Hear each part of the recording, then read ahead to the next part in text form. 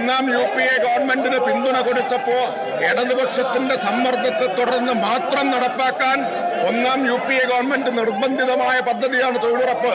അന്ന് മുതൽ ഇന്ന് വരെ കോൺഗ്രസിന് തൊഴിലുറപ്പിനോട് ഒരാത്മാർത്ഥതയും ഉണ്ടായിരുന്നില്ല.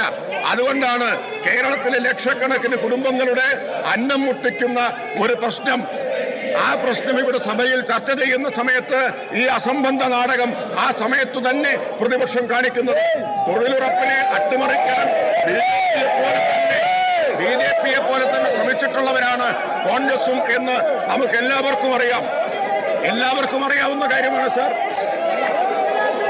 തൊഴിലുറപ്പിന്റെ വിഹിതം ആദ്യം വെട്ടിക്കുറച്ചത് ചിദംബരം ധനകാര്യമന്ത്രിയായിരുന്നപ്പോഴാണ്. ഇടതുപക്ഷത്തിന്റെ പിന്തുണയില്ലാത്ത രണ്ടാം UPA ഗവൺമെന്റിന്റെ കാലത്താണ് തൊഴിലുറപ്പിന്റെ വിഹിതം ആദ്യമായി വെട്ടിക്കുറച്ചിട്ടുള്ളത്.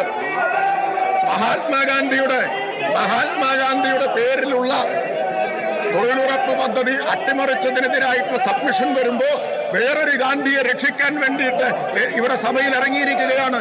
ഇവർക്ക് മഹാത്മാഗാന്ധിയേക്കാൾ വലിയത് മറ്റൊരു ഗാന്ധിയാണ്. ആ ഗാന്ധിയെ രക്ഷിക്കാൻ വേണ്ടിയിട്ടാണ് ഇറങ്ങിയിട്ടുള്ളത്. സർ, ഞാൻ എന്റെ വിശദമായ മറുപടി മേശപ്പുറത്ത് വെക്കുകയാണ്.